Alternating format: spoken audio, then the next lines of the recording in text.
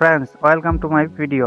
বর্তমানে Facebook page অথবা Facebook professional mode প্রোফাইলে আপনারা কিভাবে খুব সহজে ইনস্ট্যান্ট অ্যাডসের সেটআপটা পেতে পারেন সেই বিষয়ে আজকে এই ভিডিওতে কথা বলবো।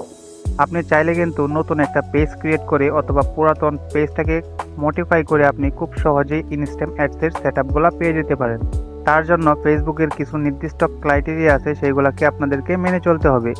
তাই এই ভিডিওতে আপনাদেরকে খুবই সিম্পলভাবে কয়েকটা রুলস আমি দেখিয়ে দেব, যেগুলো আপনারা ফলো করলে ইনস্ট্যান্ট অ্যাডসের সেটআপটা খুব তাড়াতাড়ি পেয়ে যেতে পারেন। সো গাইস, আজকের এই ভিডিওটা কিন্তু অনেক ইম্পর্টেন্ট হতে চলেছে। আশা করি ভিডিওটা সম্পূর্ণ দেখবেন। তাহলে চলুন শুরু করা যাক।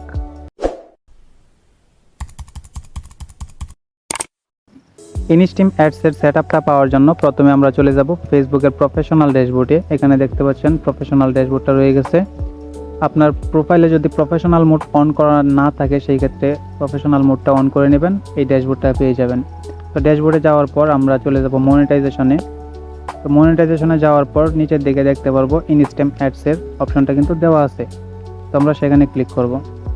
এইখানে আসার পর আমরা একটু নিচের দিকে চলে আসব। যখন আমরা নিচের দিকে আসব তখন দেখতে পারবো এখানে কিছু ক্রাইটেরিয়া দেওয়া আছে।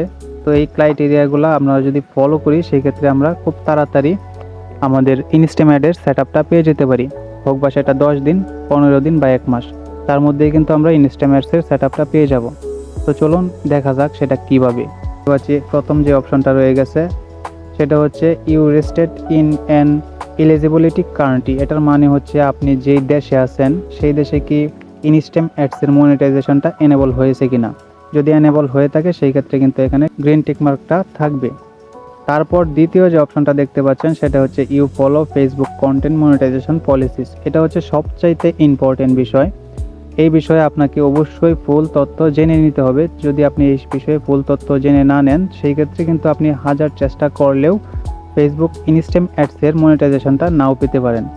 কন্টেন্ট মনিটাইজেশন পলিসি এটা এমন একটা বিষয়, যদি আপনার ফেসবুকে এই গ্রিন টিক মার্কটা না নিয়ে আসতে পারেন আপনি কিন্তু কখনোই ইনস্ট্যান্ট অ্যাডসের সেটআপটা পাবেন না। যদিও আপনাদের এই ক্রাইটেরিয়াগুলো সম্পূর্ণ ফুলফিল হয়ে যায় তারপরেও কিন্তু আপনি সেটআপটা পাবেন না। তো তার জন্য আপনাদেরকে কি করতে হবে, আপনাদের ফেসবুকটাতে ভালো করে চেক করতে হবে কোনো ট্যাক্স বা কোনো ফটো বা কোনো ভিডিও কি কপিরাইট আছে কিনা। যদি কপিরাইট থাকে সেই ক্ষেত্রে কিন্তু আপনাদেরকে সবগুলোই ডিলিট করে দিতে হবে। ফেসবুক কন্টেন্ট মনিটাইজেশন পলিসি ইস্যুটা কেন আসে এবং কিভাবে আপনারা রিমুভ করবেন সেই নিয়ে একটা ভিডিও কিন্তু অলরেডি আমার এই চ্যানেলে আপলোড করা আছে। ভিডিও ডিসক্রিপশন বক্সে লিঙ্কটা দেওয়া আছে, সেখান থেকে আপনারা দেখে নিতে পারেন। আমার ভিডিওর মধ্যে একটা স্ক্রিনশট দেখতে পাচ্ছেন, সেটার মধ্যে কিন্তু সবগুলা ক্রাইটেরিয়াই ফুলফিল রয়েছে, শুধু একটার মধ্যে মিসিং রয়েছে, সেটা হচ্ছে কন্টেন্ট মনিটাইজেশন পলিসিস। তো অবশ্যই কন্টেন্ট মনিটাইজেশন পলিসিস সম্পর্কে জানার জন্য আমার ভিডিও ডিসক্রিপশন বক্সে যে ভিডিওটা দেওয়া আছে সেটা চেক করে নেবেন। এখানে যে 3 নাম্বার বিষয়টা দেখছেন সেটা হচ্ছে ফলোয়ার্সের জন্য বলা হয়েছে। আপনাদের যদি প্রফেশনাল মোড ফেসবুক হয় সেই ক্ষেত্রে কিন্তু এখানে 5000 ফলোয়ার হলেই চলবে। তাছাড়া যদি পেজ হয় সেই ক্ষেত্রে কিন্তু 10,000 ফলোয়ারের প্রয়োজন পড়বে। তো আপনাদের যে প্রফেশনাল মোড ফেসবুকটা আছে সেইটার মধ্যে যদি আপনাদের ফ্রেন্ডস 5000 হয়ে থাকে সেই ক্ষেত্রে আপনি প্রফেশনাল মোডটা অন করে দিতে পারেন, সেটা কিন্তু আপনার ফলোয়ার্সে কনভার্ট হয়ে চলে আসবে। তাছাড়া যদি আপনাদের পেজে বা প্রোফাইলে 5000 বা 10,000 হয়ে থাকে তাহলে সেই ক্ষেত্রে কিন্তু এখানে গ্রিন মার্ক টিক চিহ্নটা চলে আসবে। মূলত এইখানে যে 3টা বিষয় দেওয়া আছে সেটা হচ্ছে আপনাদের ফেসবুকের যে এলিজিবিলিটি সেটার ক্রাইটেরিয়া। তো এখন আমরা দেখব কন্টেন্ট ক্রাইটেরিয়া সম্পর্কে। তো কন্টেন্ট ক্রাইটেরিয়া দেখতে হলে একটু নিচের দিকে চলে আসতে হবে। এখানে দেখতে পাচ্ছেন কন্টেন্ট ক্রাইটেরিয়ার জন্য মাত্র 2টা অপশন দেওয়া আছে। কন্টেন্ট ক্রাইটেরিয়ার মধ্যে যে প্রথমে যে অপশনটা দেওয়া আছে সেটা হচ্ছে আপনাদের ফেসবুকে যে ভিডিওগুলো আপলোড করছেন সেইগুলোর মধ্যে 60,000 মিনিট ওয়াচ টাইম প্রয়োজন পড়বে লাস্ট 60 দিনের মধ্যে। তো আপনাদেরকে এটা পূরণ করার জন্য অবশ্যই must be continue video upload করতে হবে 15 থেকে 20 দিন, প্রায় প্রতিদিনেই একটা করে ভিডিও আপনাদেরকে আপলোড করতে হবে। তাছাড়া মনে করেন আপনি যদি পারেন একটার বেশি অতিরিক্ত ভিডিও আপলোড করতে পারেন প্রতিদিনই রুটিন করে।